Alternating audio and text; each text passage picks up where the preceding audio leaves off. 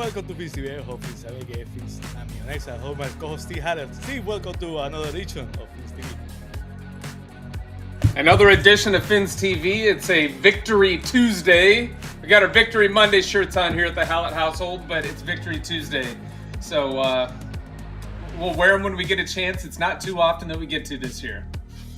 I have my Victory sweatshirt, but with 82 degrees Celsius and one this time of night with the there's no way I'm putting that on. So no way. That would not be a good idea. You're gonna see me sweating right here. So, on this episode, the latest episode of Fins TV, it's been quite an interesting week. We had a lot to talk about. The Dolphins beating the Jets and, finally getting the win column, but at some cost because it was a good game. The Dolphins had a good game plan, but at what cost? Because the Dolphins, losing Tyreek Hill to a gruesome injury, basically should be the end of an era, the Tyreek era. Basically, saying farewell last night with Tua. I'm sorry, with Tyreek waiting for goodbye. And we're gonna play some odd makers just for the sake of saying, what are the odds that the Dolphins can actually turn this around? Because the Dolphins pretty good games, not great, but pretty good games. So let's see. We're gonna talk. What are the odds that the Dolphins find a way to turn it around? We always got a chance, right? Just ask Matt Armstrong. Matt, we miss you. Got to mention you at least one time a week. Absolutely. Miss you, Matt. What have we lost 3 games when we were going to 14-3? That's what we're doing. Telling me this is a chance. I have to lose a little bit of change. Steve, before we go to the highlights, because I have a technical difficulty over here. And technical difficulties, yeah. It happens. I think we're good. Oh, yeah. It's all good. Hopefully I'm right on here. Yes, I think we're good. Let's go to the highlights with the Jets highlights.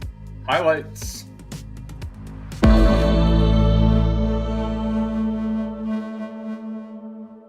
Dolphins lead 7 on 3rd down. Pressure comes. Tagovailoa gets the ball out, and it's caught by Tyreek Hill. Motions across. They fake it to him, and now pitch it to him. There's blockers out there, and 2 for 2 on the season, and drives it right through. Second and 5. Allen spells him in the backfield. He's got the football out of the I formation, just burying this Dolphins front and hope to. Off the play fake on 1st down. Fields is flushed. Plenty of room. Justin Fields motoring in it. Feed the middle and bursting into the end zone. They fumbled the ball. He got to the end zone. The football didn't. And Miami makes the recovery.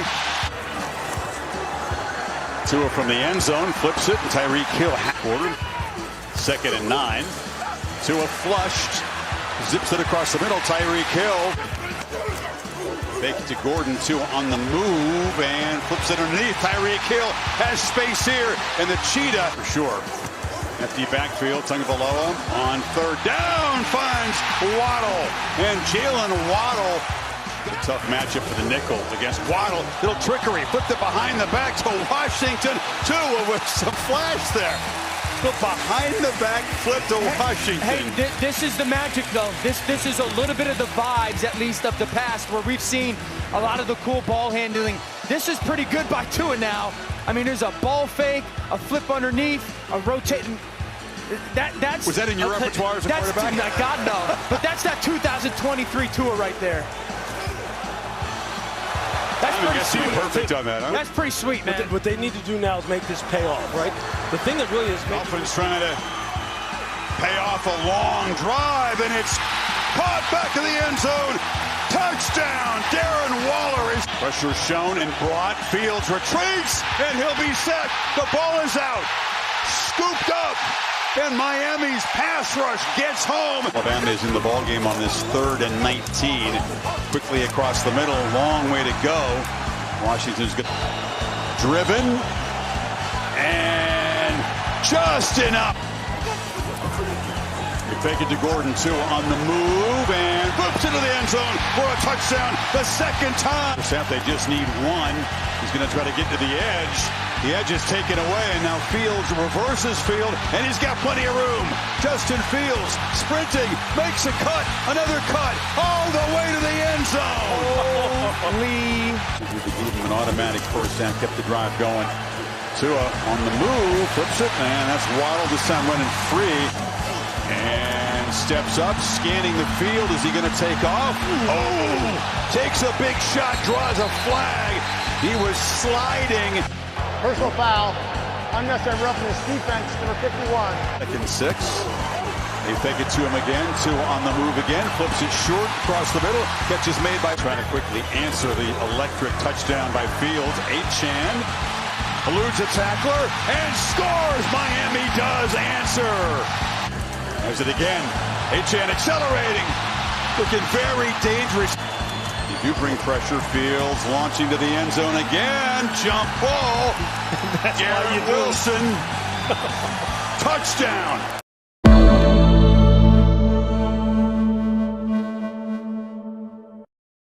But at least the game was entertaining because it was a very entertaining game.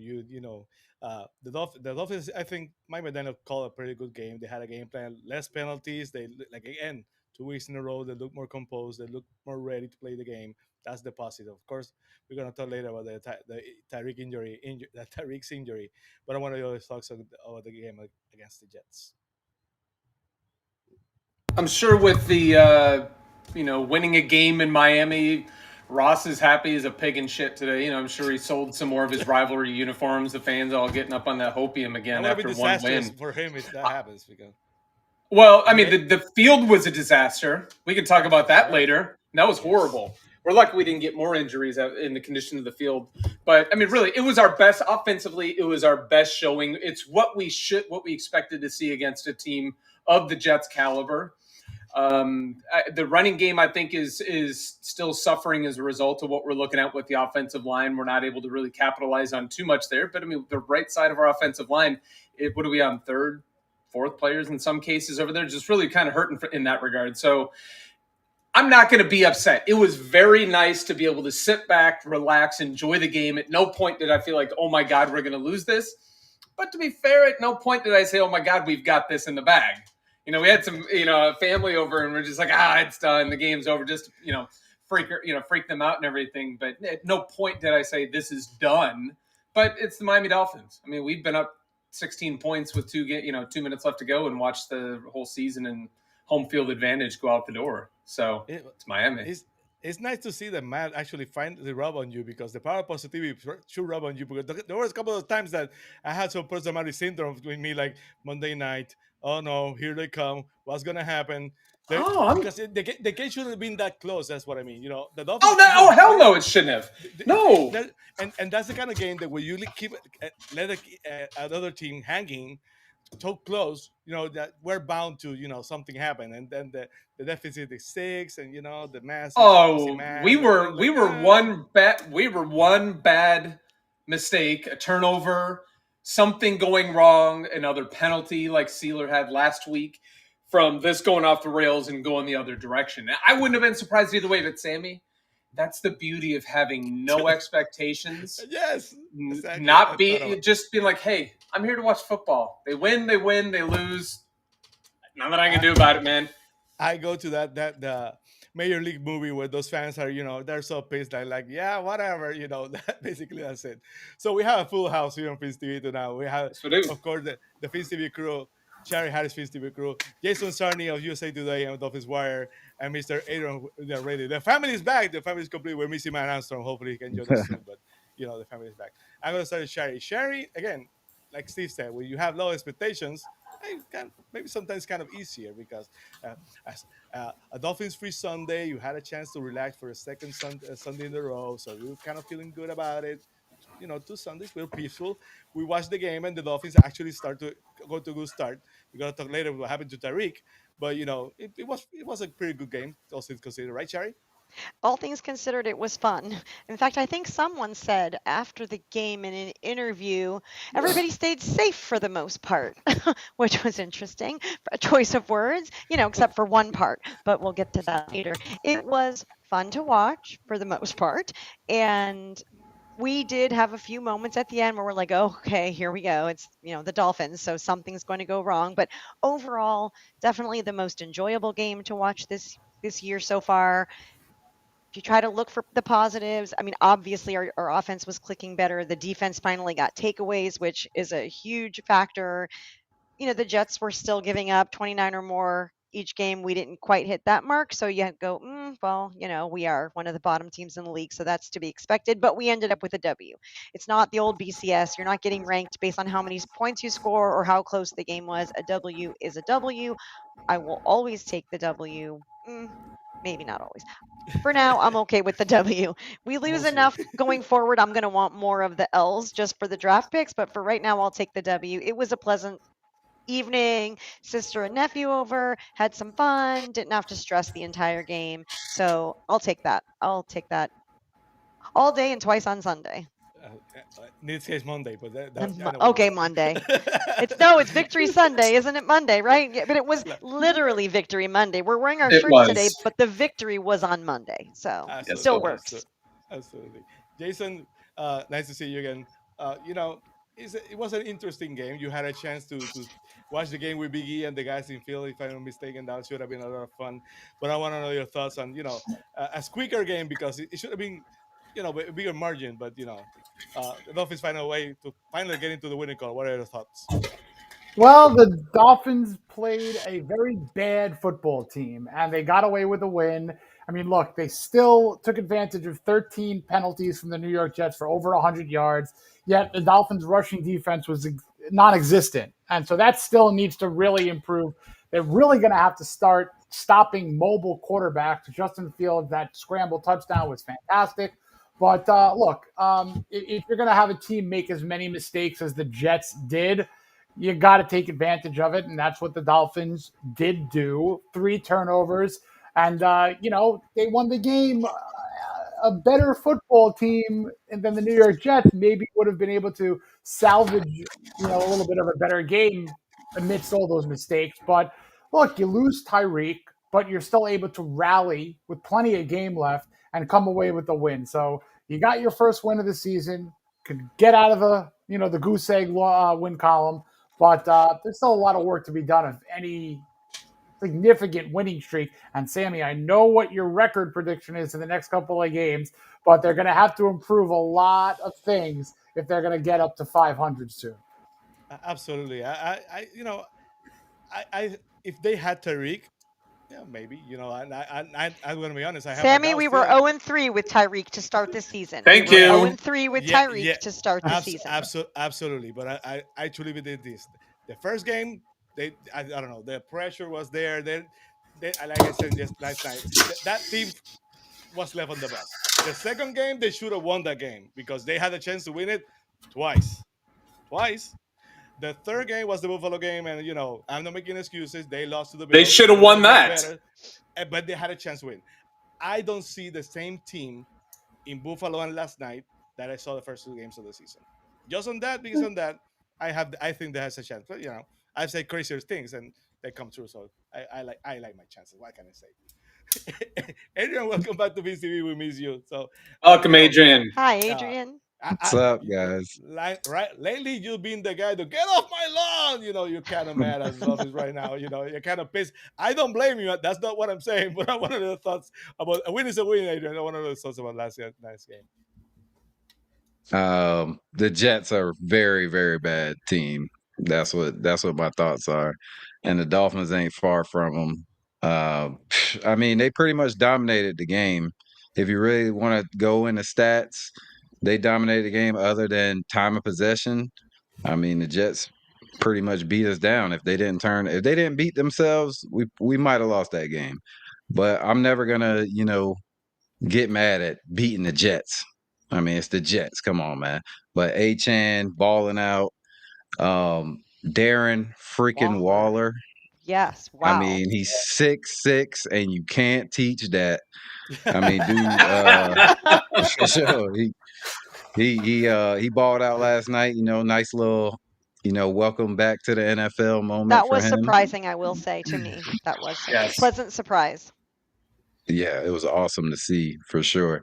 And actually see like tight ends catching passes, for touchdowns. It was that beautiful. Aren't named Janu.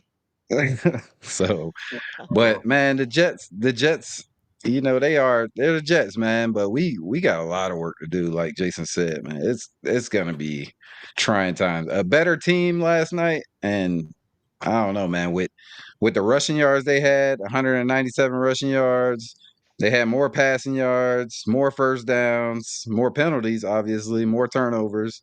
I mean, and one more play than us, and they just pretty much did what they wanted to do other than the turnovers. So, I mean, you got to do better. A lot of work to do, but it was fun getting a win for sure.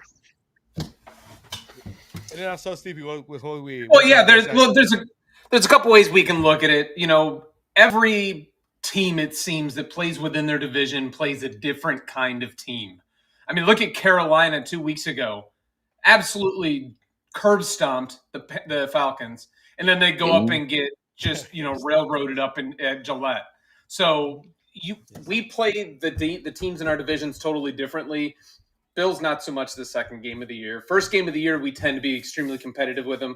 And then the rest of the division opponents, we do the same exact thing. To the Dolphins' credit, there is no credit. The defense is borderline atrocious. The run defense, disgusting.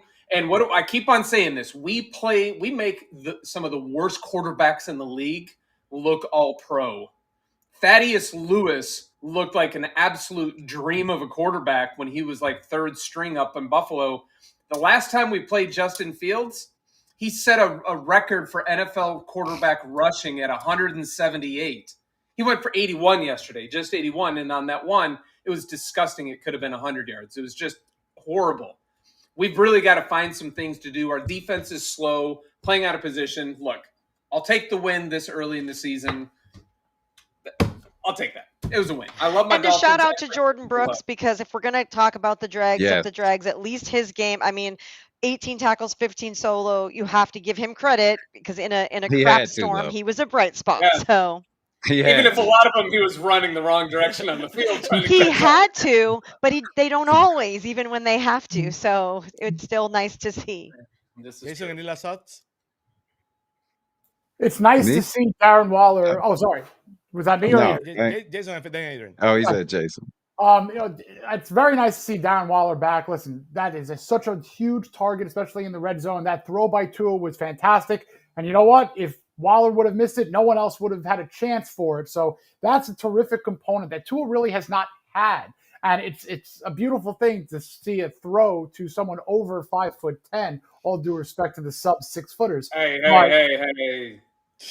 All due respect, Steve. But, someone about to get disrespected.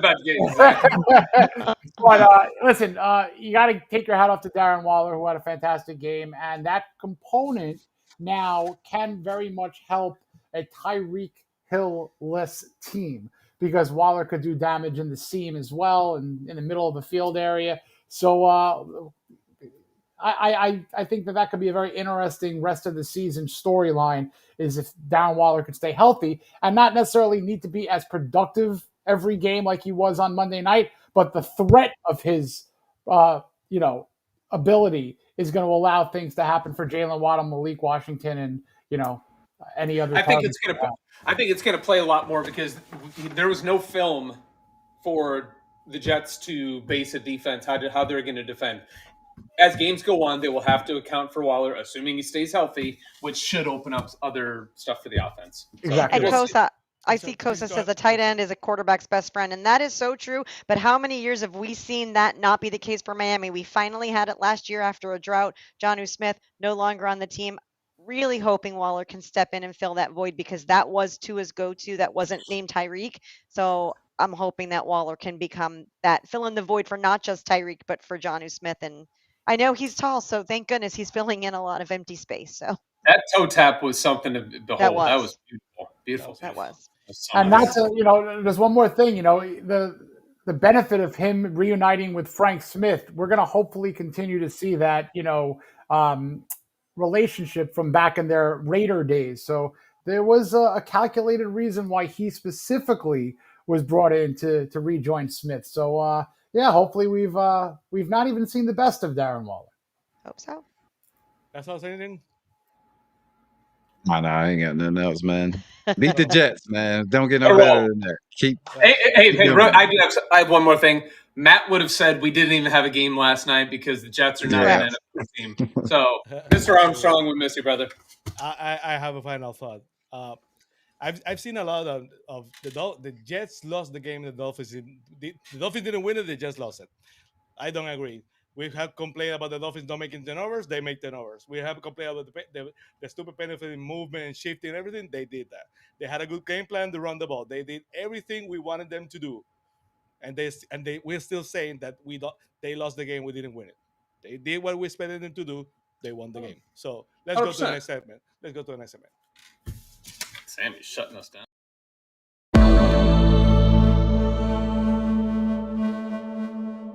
Stabilize his knee. They cut off his cleat and the tape surrounding his ankle to get it into a stabilizer. His mom was able to come down to the field. She bent down, gave him a kiss on his forehead, and now as you see, his teammates are coming to console him as they're about to cart him off.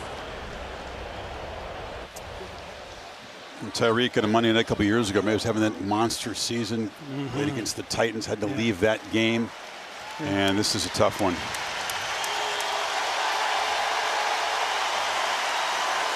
Trying to smile through the disappointment.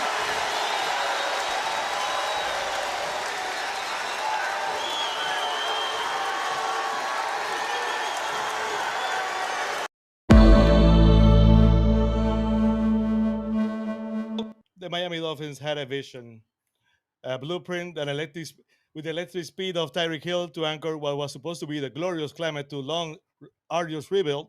But now, the devastating news of Hill injury, the champagne is on ice, and we're starting to feel more like tears.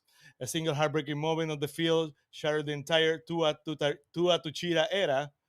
The broken dreams of Super Bowl push are gone basically forever for this combo. Steve,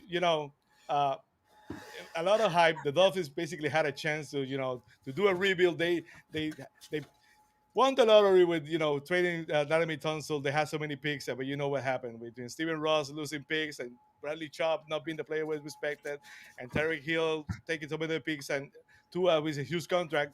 The rebuild officially is a fail. So, what are your thoughts? But basically, the conclusion of the rebuild at the end of the era of Tyreek and basically and Tua. Your clock is running a little bit behind here because let's be real, my champagne's ice melted a long time ago, Sammy. Seriously, it got room temperature like mid 2023, and it's been aging and going rotten on the shelf. I told y'all last year, and it wasn't just me being salty and pessimistic. The window was closed at the end of last year because they weren't capable of finding out what they needed to find out with this. So, look, it sucks. Tyreek Hill, okay, I'll be controversial here. I'll be literally controversial here. Tyreek Hill is Hulk Hogan. On the field, in the ring, an icon. Outside the ring, frankly, not one of the best human beings you're ever going to find out there. A lot of better people. You can have differing opinions. It's unfortunate to see him go out this way. After thinking about it last night, it looked like he was happy, celebrating, going on the field. I joked, what does he care? The man's getting paid, no matter what. Now he just doesn't have to show up. Now he can go full time at his soul runner shop at the mall. But in reality, he very likely was him trying to beat back the frustration because look, he's busted his ass getting himself to the level that he has been as an All-Pro, as a Super Bowl champion in this league, and just like that, you just don't know if you're ever going to make it back on the field again. So Absolutely. It's unfortunate, but this was not the end of our rebuild. The DOA moment for my rebuild was in 2021, when Greer picked Liam Eichenberg and Creed Humphrey sat there for another 27 picks or so. That would hurt. But again, I've been as critical of Tyreek as anyone. I criticized it. I wanted him traded during the offseason. I would have been mad if the Dolphins made him a captain this year. So I took my stand on Tyreek Hill. But the fact is that, again, what the things he needed to do coming into the season, he basically did. Not out of the field is a completely different topic. But last two games and last night, the guy is trying to show some kind of leadership. He was playing really hard, to the whistle. He looked like the old Tyreek who was engaged. He tried to get into the field. And maybe trying to do too much, maybe that's what caused the injury, because you see the way he went after that ball, he went to the sideline. He was playing hard. So it's unfortunate. He was the number one player in the NFL a couple of years ago. So basically, that wasn't a bad trade when you consider you basically traded for the number one player in the NFL. Yeah. But the Dolphins could not maximize what Tyreek actually brought to the team, Steve. Yeah, no, it's unfortunate again, and he was playing. I think I don't want to steal anything that Shari's going to say. Actually, I'm not even going to say because I know that she's going to say that it was definitely a return to the old Tyreek that we're used to seeing that ran really hard on the field. But so I think it was unfortunate to see. The team responded extremely well. I don't think we're going to see as big of a drop off with this offense as a lot of people might think that we are. So, well, our guest is in the lobby. Let's work on our special guest.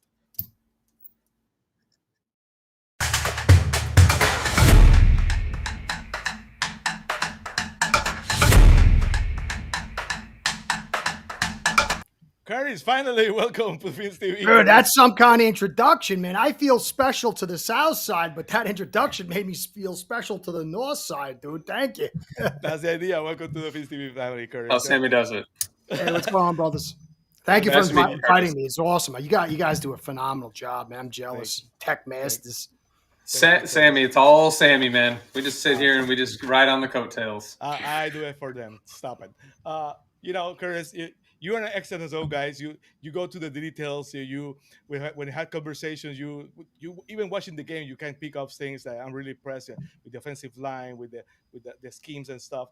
The Dolphins last night, for 2 weeks in a row, lose like a a team that basically are doing some changes that are kind of improving. What are your thoughts about last night game? Do you see changes in the team going forward before we talk about Tyreek? Well, Steve said something really good before. Every team is like a person and the other team's like another person, and you get to create a relationship between those two teams. And everything is different. The chemistry changes. And you can get a bad team, but they have a good strength against your weakness, and it can change things. So like last night with the Jets, they were number one in the league in man coverage, which is crazy to play against us. They got one safety, one cornerback. They were down a linebacker and they had terrible ends. And so that sets a certain table for us, which was very, very good. But that table's not always going to be set that way. So you can't fork over 3 turnovers to none and 100 and something in penalties. And it should have been more than 6. But the Dolphins won. The Dolphins, for me, showed like philosophically like what we want in the team. We want a team to play smart. We want a team to run the football and be physical. We obviously want a better defense, and we want to not choke when we're ahead. Now, those are good things, but it's basically playing Madden football on the first level. So things will change. I do think there's opportunities for us to win. I thought we'd win between 7 and 9. I'm more in the 6 to 8 range now. And when I look over the schedule, really from what we saw last night, teams that can't run the football is definitely something good for us. If they can't run the football and they got a bad pass game, we got a chance. But teams that can run the football real well and pass, and they got a decent defense, it's going to be real tough. I mean, Chargers are 21st in rushing, but they're 5th best in passing. Got to see what happens with Alt. Cleveland, they suck. It's not going to be terrible weather.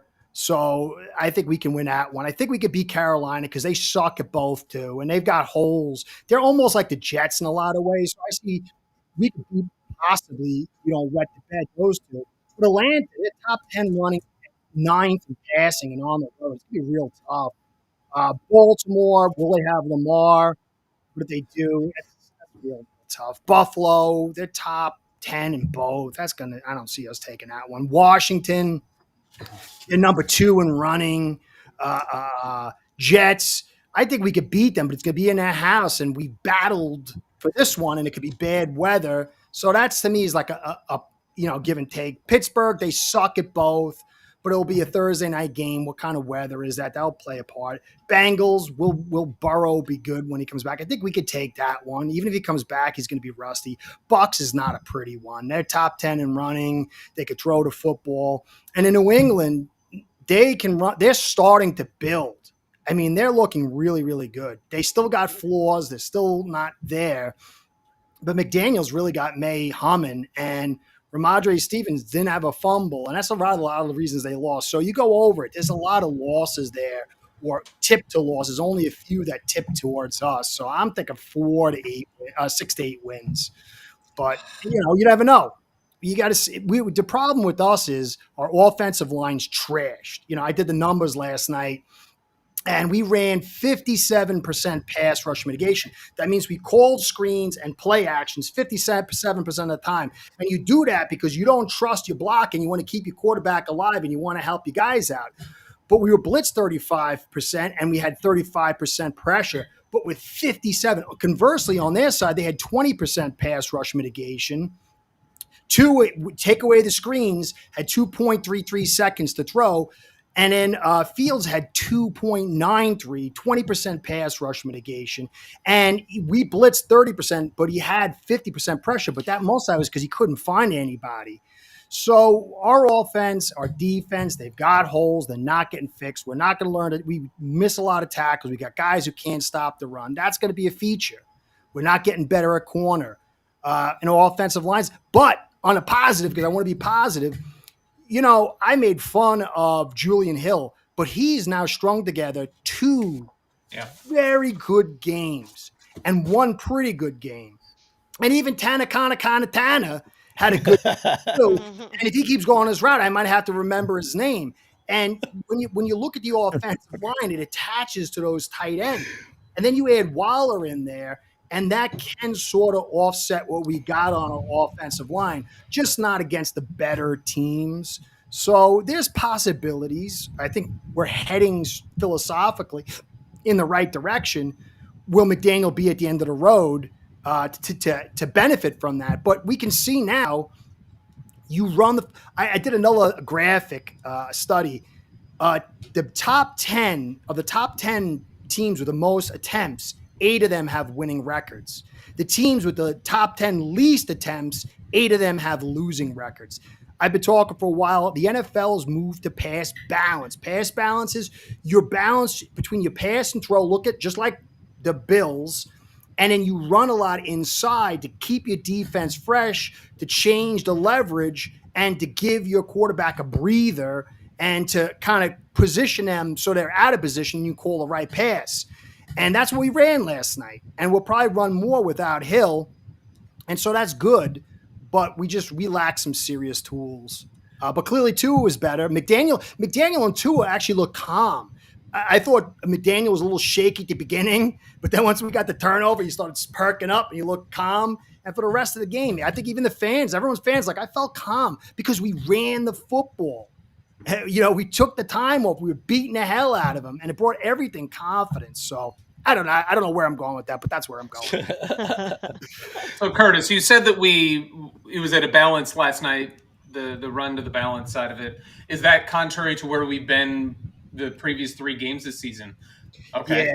Yeah. I don't know the exact numbers, but we had higher passes. I'm almost positive. You already screwed my head up with all the numbers that you had. Sammy, we have Curtis on. We got to get him on earlier. I've got to hit some coffee or something. Sorry about that. I did a podcast today, and I had all these numbers. And for me, it just seems like I do it all day. And I went back and looked over. I go, no one's going to know what the hell I'm talking about. I got the things up there, and I got to. No, that's solid stuff. And we had talked about it over the past couple of years that McDaniel has that tendency to pass. The run will break it, and they'll be like, why the hell did you just pass the ball 8 times in a row when you had Achane and Mostert and all the other people who could run the damn ball? Why are you doing that? Now behind this offensive line, I kind of get it a little bit.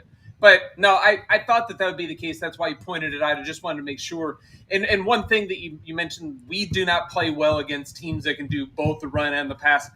It brought me to the Buffalo game.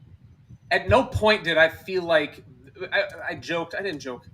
I really think that Miami had a chance in that, but I think that if Buffalo really had any big fear and concern, they really could have put the game on Josh Allen's shoulders, and he would have taken over. I don't feel like at any point in that Thursday night game that they had to say, okay, we need Josh to take over. They just handed the ball to Cook and let him just run all over us. I sort of felt it until Sela had the kick. I sort of felt it because the guys on the sidelines were a little jumpy. They got a little jumpy for the first time. Like, what the hell's going on here? This is supposed to be a blowout. But once he ran into the kick, it was like I had about 10 seconds of confidence, and it was like, damn. That's the Dolphins. Jason, you're the numbers guy here. I want to know your thoughts basically on what Curtis had to say. Curtis is the numbers guy. That's his bag. No, You know, you're I like our numbers guy. You're an our numbers guy. Oh, thank you for specifying that. But I like the breakdown of what Curtis said. You know, obviously the protection in terms of the rushing protection needs to improve. But you know, Jonas Savaiinaea is not playing very well. Butchered that name. But Curtis, I defer. I deserve that one. But Curtis, I defer to him on all numbers when he's on the show. Shari, Don't. Shari, what are your thoughts? You know, 60% of the time it works every time. So I agree with you, Curtis. In that Buffalo game, I had that false sense of hope that I didn't have going in. So, I mean, going in, you're just like, this is the podcast we did the Tuesday before. I was like, come on, let's all be real. This is going to be a hot mess, a disaster. McDaniel's getting fired the day after this game. It's just, I truly expected it to be an absolute slaughter. And I didn't feel that way, and I had hope, and I held on to that hope, and I was kind of, I was feeling confused because I had hope, and then Sealer, oh my gosh! It's almost like the hand of the football gods came down and said, "I'm going to do the most ridiculous." Wish, yeah. Absolutely, and the air left the room, and the air left. I mean, every player out there for the Dolphins. You're like, did this just happen? How? And the dumbest. I mean, seriously, that's probably one of the dumbest roughing penalties I've ever seen in my life. As far as just willy-nilly, blatant. I didn't even try not to do it. Here I am. So it's all crazy. It's all crazy. So, but Dolphins. My life since I was 2 years old, and people ask why I have anxiety disorder. Oh my God. Adrian, what are your thoughts about that? Not my anxiety disorder, about what Curtis said. Man, I'm a lot there. I ain't giving them no hope, man. Even when we win, I'm still, because I don't feel like this is a good team. So I'm just riding it out. That's it. I'm hoping we get a good pick, and we'll see what happens. Obviously, I want the team to win, man. That's our team. We love our team. I know I do. But yeah, man, I'm not gonna let them get me again. That's it. We say that every year. I think there's two things you got to hold on to, and the league's designed for parity. When you go 1-4, even 5, you got to be really, really bad, and usually those teams don't have a quarterback. You might say Tua is this, that, but Tua is a good quarterback in the sense that he's way better than the garbage guys, and he's going to be able to manufacture a few wins against these bad teams. And I think that's going to pull us not to 9 or 10, but out of that 1-4. And then the last part is that if you want a lot of wins, I did a case study, a long study on Gailey in 2021. And to me, it was an absolute masterclass of somebody who really knows what to do without anything to do it with. And if you go back and you look at the games, restudy those games, and you look at the numbers, he ran the ball just like McDaniel did. And he had less effect, but he understood what running the football does. It bolsters a team, a defense over quarters, halves, games. And if McDaniel, and that's a sign of a veteran coach, because it takes this intestinal fortitude to run, even though when you're not getting anything. Because McDaniel, you see, he'll run the ball. Oh God, Pez going to go deep. But if McDaniel can grow a pair and get that understanding tied with Tua, I think it's going to pull us out of that 4 to 5 win range, but only into like the 6 or 7. And so those two things in combination will allow us to beat some of these bad teams. And there's like 4 or 5 of them on a team that really, they're not good. I mean, we could blow it, but I'm saying, so I think those two things will keep us. Some people are 1, 2, 3 win. I just don't see it. Somewhere, Curtis, Jeff Fisher is absolutely in love with your pursuit of 500 record, and I hate it. I do not. We've spent so much time in that 13 to 21 pick in the draft, and it's straight ass. Yep. We are in a rebuild, and I don't care what Chris Greer wants to call it. We need to really just recycle the value of what we have in this roster, and I kind of want to move it forward a little bit. we went out there. We got Wilson Jr., Cedric Wilson Jr. today. I mean, really, we're shopping at the Goodwill. We're at the Salvation Army here, looking at the bargain bins of who we can possibly get, and it's a good thing because I don't want to spend that money that we don't have. But do you see anything? I mean, do you really see there being any impact of what we have, what they can get out there, what we have? No. What? So the toilet bowl of 1 to 4 wins is usually a team without a quarterback and without talent and totally inept. I mean, we got a little bit of the inept part. So the 5 to 7, 5 to 7 to once you get to 8, you're almost like average. But I just think with Tua, some of these skills, some of these defensive studs, it's just enough to pull us up. And if McDaniel doesn't run the football, the defense will get gassed. They'll start quitting. Running the football, like if you've, I'm not a big time player or anything, but when you hear your team smashing and the crashing and you see the defensive guys putting their hands and you're on the field, it just has an uplifting feeling. Like as Weaver said, everything can be done through violence. It's a key. And when you shorten those games up and you're being physical, it just brings something to you. There's a consistency. The running the football, especially inside, the offensive line and the defense set the consistency, but it's the offensive line and interior running game that does the most of it. So I just think that if McDaniel does his thing, what he did, it's not going to be effective. It's going to get the effect going to drop. But if he just keeps running it, Tua is going to do enough to manage, and you'll beat like the Carolinas, the Clevelands, maybe the Jets on the road, maybe the Pittsburgh, maybe Bengals at home. And we already got 1 win, so that's around 4 or 5 there, 5 or 6. But if you look at the numbers, we are strip mined. To me, I did a podcast and said 2026 is 2019 because that's really where we're at. The cap is – and with Tyreek's with his injury, you're not getting free money. You're not trading him. If you cut him, it's got to be an injury thing. There's going to be more money attached.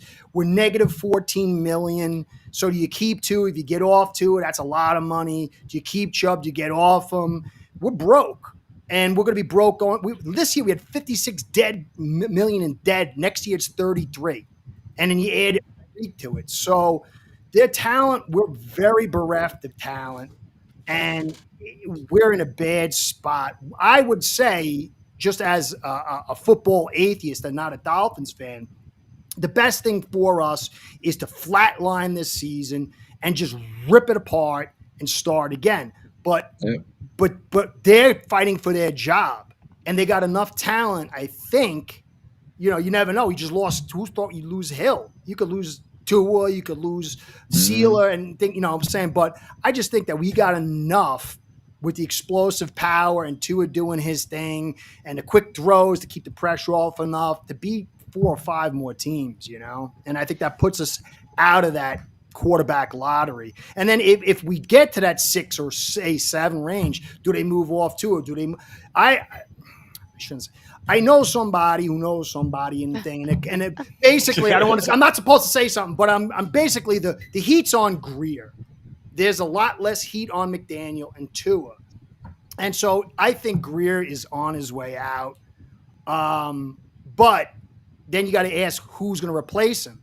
Is it going to be an in-house with Champ and Marvin Allen? And if so, that means that Greer moves up to a cushy spot, and him, Garfunkel, the money man, and Ross are still going to interfere with the GM, and we're not going to get what we want. What we need is a GM to come in who's got the gravitas to tell the money people and Ross, stay out of football business, and knows what the hell he's doing. And he says, I'm getting rid of this scout. I'm changing this thing. I'm going to keep Tua and McDaniel or not, but he's the guy who knows, and he makes it without the whole team. As Ross said, he wants a corporate environment where everybody's investing in the think tank, which is not football.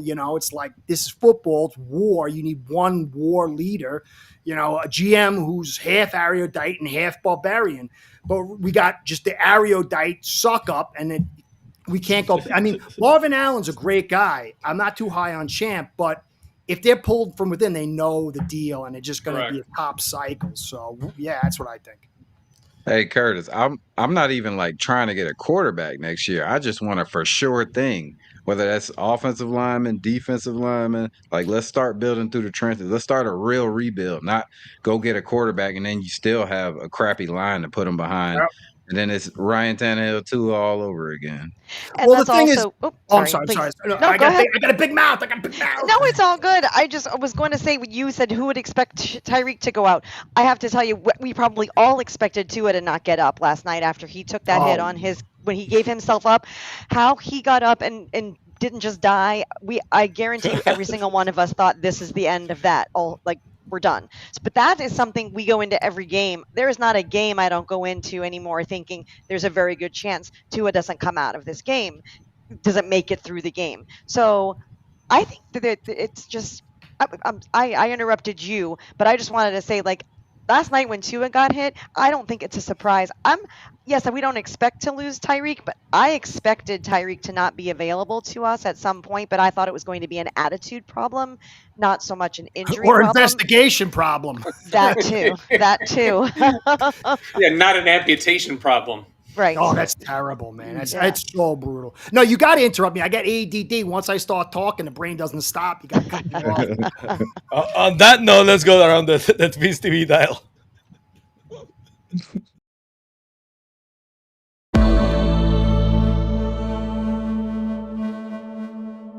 NFL Live, as Tyreek Hill will undergo surgery today to repair multiple torn ligaments in his dislocated knee, an injury he suffered in last night's win over the Jets. Head coach Mike McDaniel gave an update on his wideout today.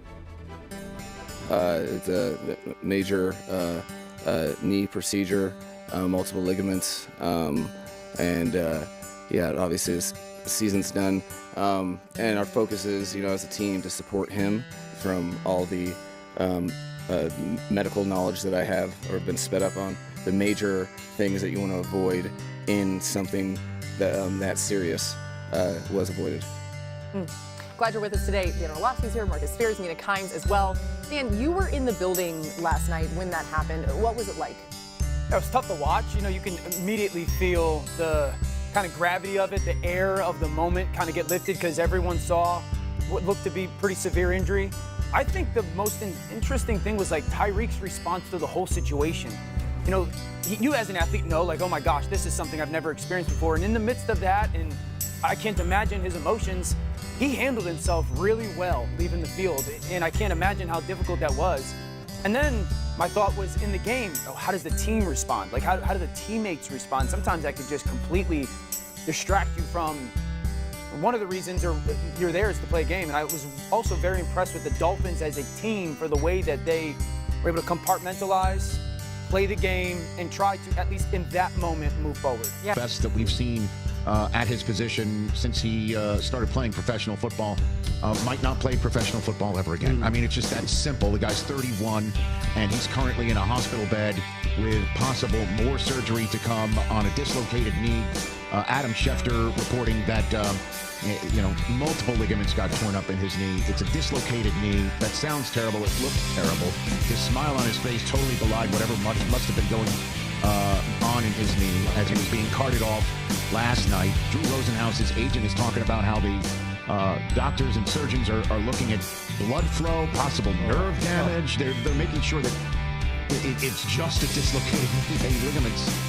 And wow, all the way back. Now, granted, they lose Tyreek Hill, who is obviously a unicorn. His explosiveness, his ability to get open, everything he does on a football field, only Tyreek Hill can do. We all remember, obviously, the incredibly glorious days where he was the #1 player in the entire NFL. Now, towards the back half of last season, and then obviously to begin this season, it didn't feel as if it was the same Tyreek Hill in Miami. But last night, I will say, before the game started, this is the first time he has not been voted captain for the Miami Dolphins. Before the game started last night, they had a circle, around the one. And Tyreek was in the middle of it leading it. And he was actually punching people's chests. He looked like he was incredibly pumped up. It's like, oh, wait, is Tyreek Hill all the way back invested and all the way back in with this Miami Dolphins team? Look at this. That team likes that guy. Yeah. That is not a team that hates that guy right there. From what I am watching here, and I thought that was a wonderful thing. Thought he was going to have a huge night. Instead, it's the night where we witness him have a absolutely gruesome knee injury that they wouldn't even re-show, even though some people captured it and posted it on the internet, and it was kind of maybe force-fed. nasty knee injury, obviously a dislocation, some ligaments torn. This is one of those ones that they talk about in being a devastating injury to, recovery, career, everything, you name it. So we would like to let Tyreek Hill know that everything he's done for football up until this point, we thank him for. Hey, you were electrifying, brother. It's going to be a long road back, and recovery and rehab for this is going to suck. This is going to be a very painful experience, obviously, and with how explosive he is, how will they get it back to that? I have no idea. But Tyreek on football, hey, we appreciate what you do. Now, well, even when the Dolphins win, they lose. They lose Tyreek Hill. Like the song was playing, wake me up when September ends, because it's the never-ending story of the Dolphins when something always happens. Curtis, the offense probably look a lot different now with Tyreek Hill out. Waddle going to have to step up, and what are your thoughts on the changes Mike McDaniel might have to do to improve the offense now with Tyreek out? Well, when you had Waddle and Hill, that creates a certain kind of leverage, and by leverage, the whole defensive secondary is playing at a certain distance. They're kind of giving space. Now that you got one, they're changing that. You can't really double two guys without leaving the whole field open. So now they can kind of double one and rotate, because I like Washington, Westbrook I like, Waller's there too, but none of those guys not even Waddle has that threat of speed, and especially in combination. So I think they're going to have to be different. They're going to have to understand the leverage is going to change, and it can benefit the Dolphins in the short stage as they're trying to figure out what this new Dolphins offense is going to be. But McDaniel's going to have to go away from these big plays, and you saw him kind of do it. I love that he was under center. I've talked for a few years the value of being under center. It can be dangerous if you don't have the offensive line, because you can get blown up real quick. But I think it was 90% or 95% of those rollout passes were from under center. You're going to have to be more methodical. You're going to have different route combinations. I liked what I saw from McDaniel in a lot of ways. But again, it's against a bad Jets defense. And it's not going to be as easy, but it's going to depend more on them running that football. And I'm going over the film tonight and then tomorrow to kind of study it out. I want to see what looks they had with Hill leading up. I kind of knew it, but I want to see it, and then I'm going to start studying the looks after. But, you're going to have one side that's going to have leverage, and the other one, it's not going to be as much. And so the defenses, they can double and rotate now. They can do a lot of different things. So it's going to demand that we are more physical. And if Julian Hill could play tough and Tana could do it again, then and you got a Waller there, and you got Kene Smith, who had some really good run blocks, you can start making stuff, but it's going to be more about patience.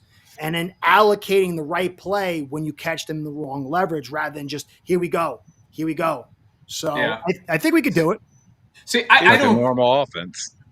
Yeah, exactly. Okay, to your point, Curtis. How many teams out there have even a Tyreek Hill with that combo of speed, explosion, and the ability to catch balls and still nobody? Yeah. Okay, so my opinion, Tua and McDaniel got lazy having the benefit of that. We've heard for years of how much of a genius Mike McDaniel is. I'm not going to dispute the dude might be smart as hell.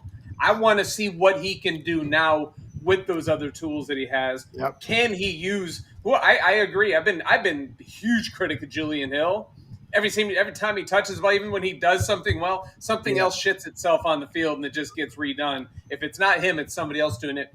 He has had a couple strong games, and I'm really looking forward to it. It's a huge piece. It's so big. Yeah, it's an opportunity for McDaniel to say, hey, this is what I can do, and maybe he'll take the emphasis off of force-feeding one player and say, oh, my God, wow, I've got other players on this offense. Look what we can do with all these cool tricks and everything. He's gonna have to be patient around that ball. That's gonna be the key. I'm sorry. No, that's okay. That's what my point was going to be. When we started this season on this podcast, and everybody was lamenting that we didn't have the long ball anymore, and oh no, we don't have these 60-yard passes. My opinion then, and my opinion now, will always be: you establish the run to open up the pass. We never do that, and we have to I beat love them you. down. Well, we have to beat their defense. When you are constantly just throwing the long ball and you're 3 and out, or even if let's say you score, but it takes you 4 plays, your defense is gassed and your defense is tired of being out there. Do it to them. Make their defense get even if you have a lead and you can sustain a drive, even if you get 3 out of it, if you're taking large chunks off the clock and you're letting your defense sit for maybe 7 minutes of game, which is like 20 minutes, 20, 30 minutes of actual time, that is the best gift you can give your defense besides scoring, besides points, is time. So I've felt this way from the beginning. Yes, every once in a while, everybody loves to jump off the couch for the 60-yard bomb. It's exciting. It's fun to watch, but it isn't sustainable if you want to keep your defense fresh, healthy. If you want to win games consistently, that's not the way to do it. I don't know. I think chicks dig the long ball. So it's not the balls that are long that we dig. Jason Denader, please, to wrap up the segment. Jason. Yeah, I wholeheartedly agree. They got to run the ball, continue to run the ball effectively. The last 2 games, it's been a very good balance, I think. And like Shari mentioned, you have to set up that long pass when it becomes available by creating a little bit of a, threat of an inside run. And Achan's been running terrifically well. Gordon did have a phenomenal game, but you got to give him at least a little bit more volume, I think, to get cooking. And I think the number would be like 28 to 32 carries combined for a Dolphins offensive team would be great. And I forget who said earlier that the offense might not be that much of a drop-off without Tyreek. I tend to agree. I really would like to see Malik Washington get very heavily involved because he's the backup to Hill.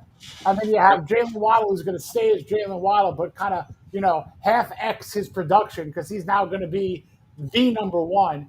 And I really think, continue to get Waller involved there and Achan in the passing game as well.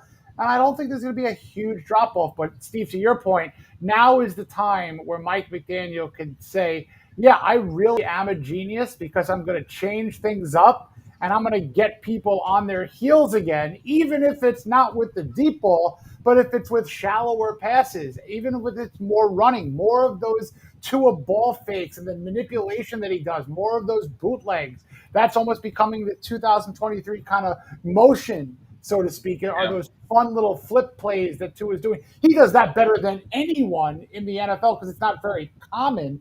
More of that. That little toss behind the back to Malik Washington, fantastic. Do a little bit more of that. And then when the defense is not expecting that long ball, that's when you hit it. And to Shari's point, 6-7 plays into a drive, not 2 or 3. That would be great. I would love to see extended drives. And you're absolutely right. You don't want a defense to be gassed. You want them to kind of enjoy a little bit of time off.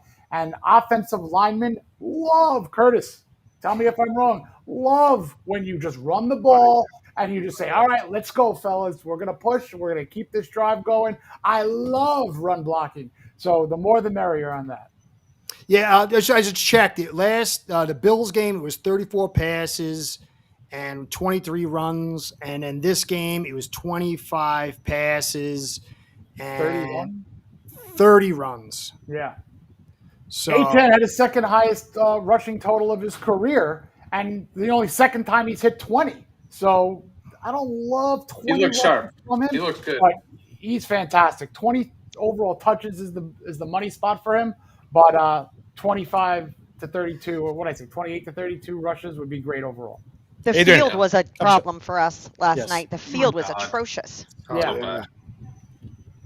No, I agree with everything everybody said. He's got to run the ball. Let's see what he can do without Hill.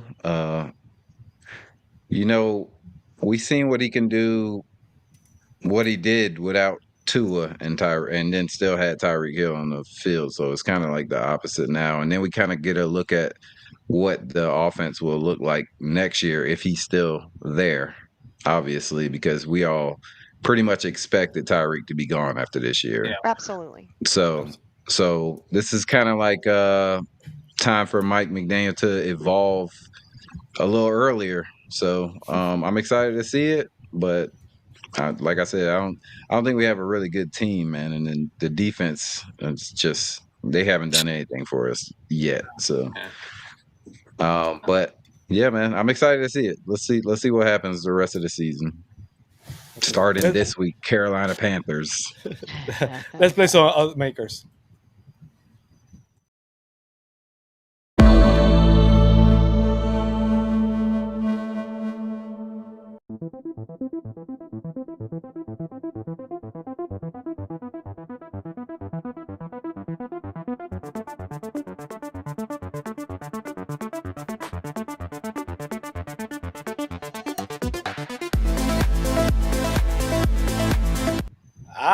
I know how everybody's feeling, but I had to ask the question. This is a maker, so for 1 to 100. Well, I'm not gonna give you the chance of 0. 1 to 100. What are the odds that the Dolphins can find a way to save the season? I want to start with Steve. Steve, what are the chances with 1 and 100 that the Dolphins can save the season?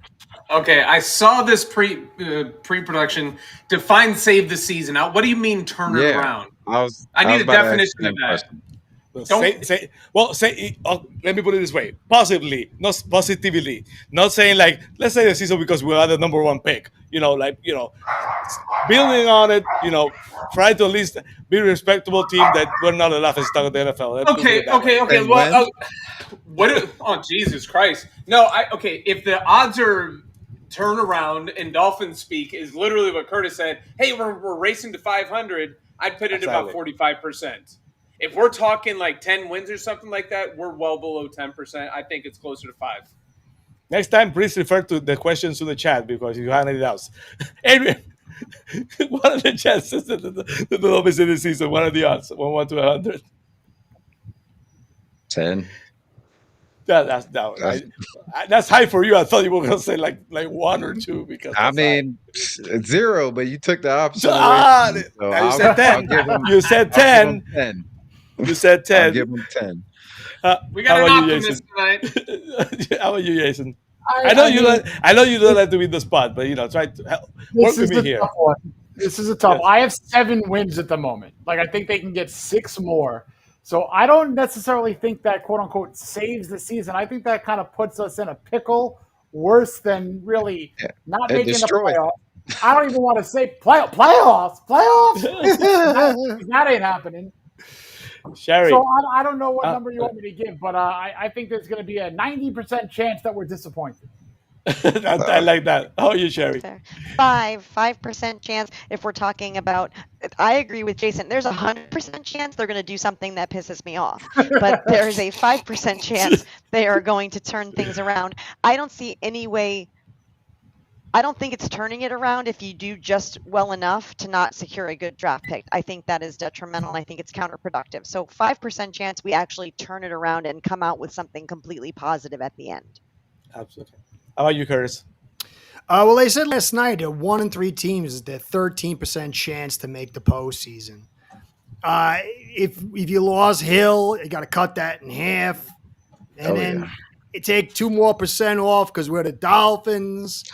I'll be nice. I say 3%. Yeah, maybe. I think there's a good chance we get 6 or 7 wins, but to get postseason, I'd say 1%. Yeah, I mean, and we're assessing this in a vacuum, and that vacuum being Tua Tagovailoa stays healthy, correct? Because the second we have, Special Agent Sub-Zero Zach Wilson under center, you can screw the whole damn season away because it's not going to happen.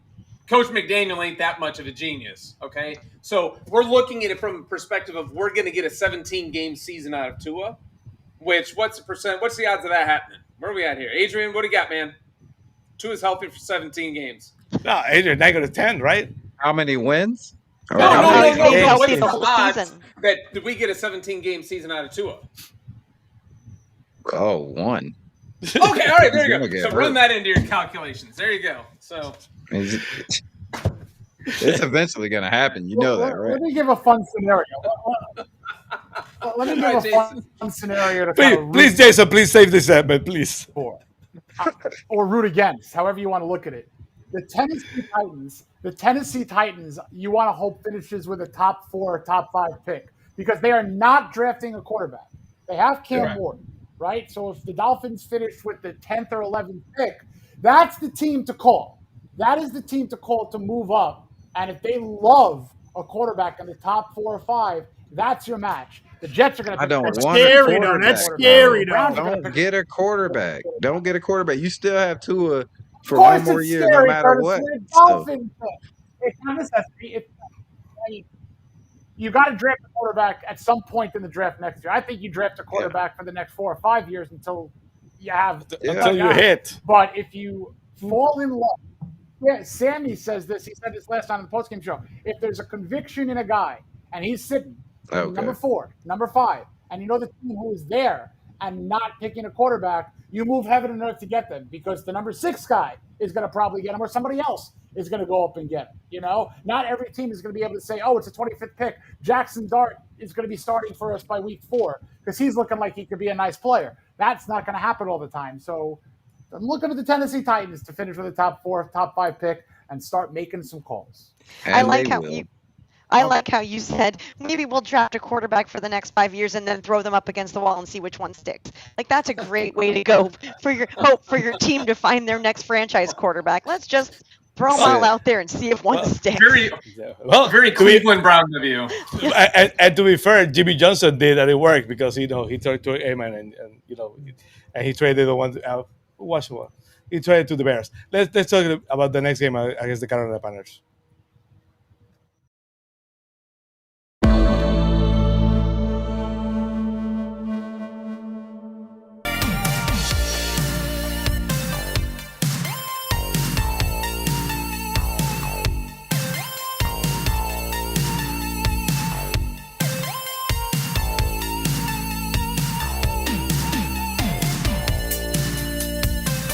Well, we're over the coolest freaking graphics, Sammy. I love it. We're basically over the limit. So let's do the speed round over here. Let's go pretty quickly. I'm gonna start with Curtis.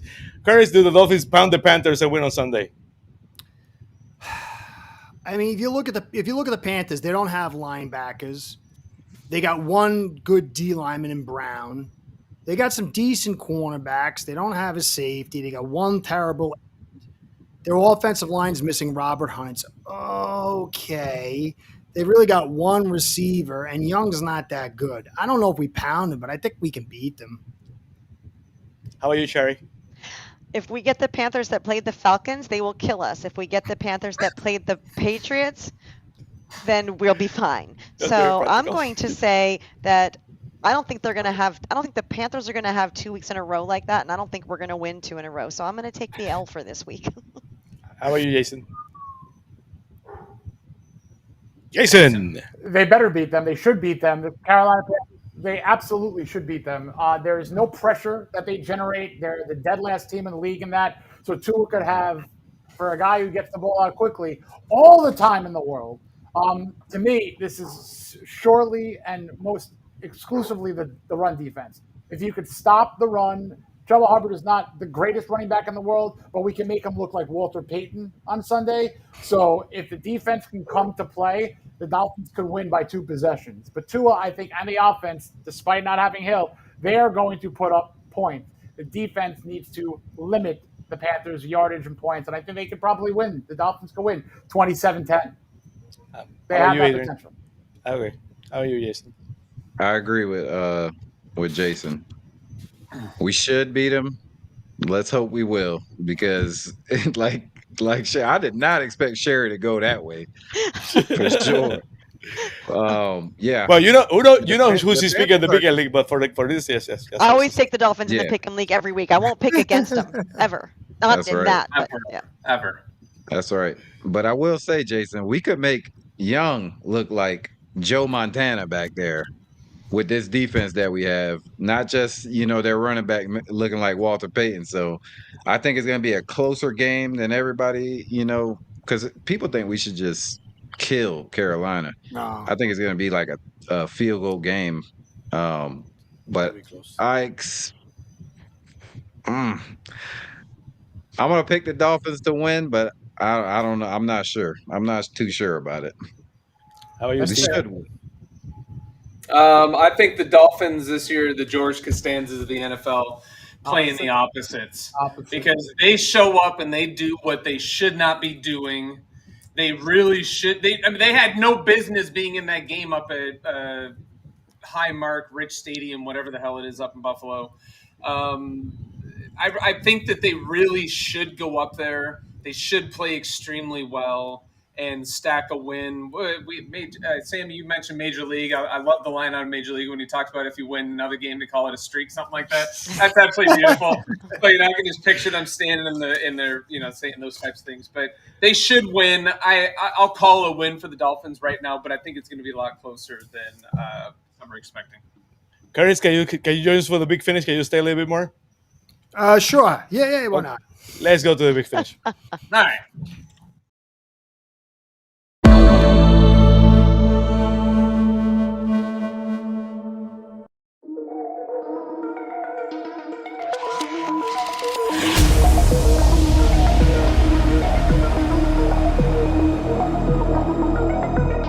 Platforms, we're everywhere. We're on Facebook, we're on X, we're on Instagram, of course on YouTube. Please like and subscribe. We really appreciate everybody watching. We have over 300 all platforms on a slow week and for everyone, so we appreciate all of you who stayed with us during this edition of Fins TV. So let's go to the Fickle standings. Fins TV, it's do or die. We're chasing wins. Oh, the Pickle League is really getting hot. Everybody's so close. Like Adrian said to me the other day, everybody's close. So at number 10, Blue from Day at number 9, Pretty Fingers Gloria at number 8, Frankie Fresco at number 7, Fintuber at number 6, Antoine Saley at number 5, Steve Hallett at number 4, Outs at number 3, Jake Mendel at number 2, Jason Sarney at number 1. Once again, Bearded Fanatic!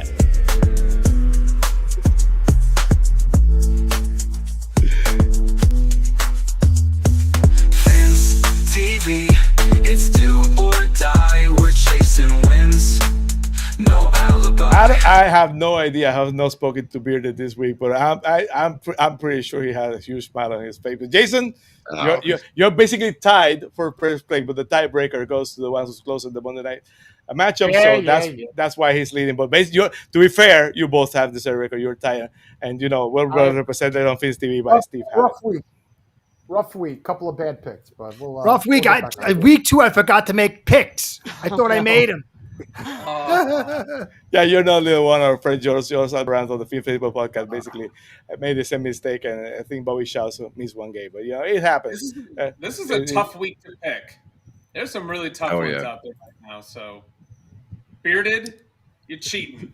I don't know how, but you're cheating. We're gonna have to, trading. That he was in the mid tens, and now he's back in first place. So I don't know how he do it. That guy. It's close though. It's everybody's like within 5 games. So not everybody. So right. Sure, he's not. Yeah, but you're picking with your heart. So I am. I always do. Yeah. So that's the nice thing. Curtis, we want to thank you. It's been great hanging out with you. Oh man, it's great. This was great. I want to please let you know where you can find you on YouTube. You do a great job. You got a lot of views on YouTube. Where you can find you on social media, Curtis. Oh, I don't even do this. I try. I can't even touch the Twitter thing. I try. It's such a thing. I put it out there once in a while. Basically, you can find my big pumpkin head on YouTube. I do Ace per head. And you can find Ace per head on YouTube, and I'm there, Curtis. You see, I'm a good seller, aren't I? For sure. I think it's Finstone's one, if I'm not mistaken. Follow Curtis on all social media. We're gonna basically you gotta help me out, man. I've been doing this for 4 years, and I'm like a total jackass. Come on, you got a lot of views. Jason, as always, you're great. What do you have in Dolphins Wire cooking this week? Yeah, we're going to do some fun prop bets and pick for both the Panthers and the Dolphins, a couple of solid plays, an overall betting preview, and 5 players to watch on the Panthers who we're going to hope to not beat the Dolphins on Sunday. How about you, Adrian? You're doing a lot of shows this week, probably, because, Jesus, you have wrestling, man. You have the Dolphins, you are everywhere. The Panthers are almost back. What do you have cooking this week, Adrian? I got a Hurricane show with 305 Sports Now Thursday night. Friday night, I'll be joined with Panthers fan, actually. It's hard to find one of those, to be honest. We know one. One. Yeah, one. That's it. Me too. One. So I'll be joined Friday night with the Panthers fan on Rainy Day Pod. And then Saturday, of course, man, 2 Raw for SmackDown. So Hey, man, bullshit. You're cooking meth, man. You got to be on something to be doing this every single night. I do it one night a week. One night a week. And I'm like, Jesus Christ, man. too high on life, brother.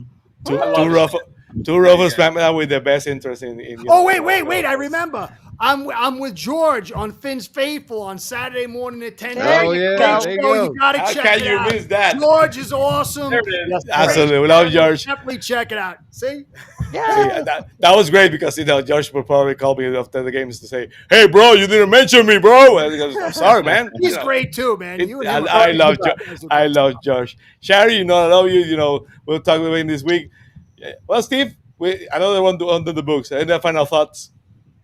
No, this has been a fantastic show. Curtis, great meeting you. Adrian, I've absolutely loved seeing you on here. On here more than in the chats. You talk less shit face to face than you do, when it's just you in the chat. Oh, I started talking shit. Like a keyboard warrior shit posting. I started talking shit. You did it. I'm a Gator Dolphin, man. I got some rough shit I'm going through right now, so just be sensitive. We're in it together. It's all good. Well, absolutely. And that's why I'm changing the catchphrase. Well, win or lose, at least we have each other. Fins up. Fins up. Thank you, guys. You're all awesome. Thanks, Kurt. Thanks for watching Fins TV. Please like and subscribe. Fins up.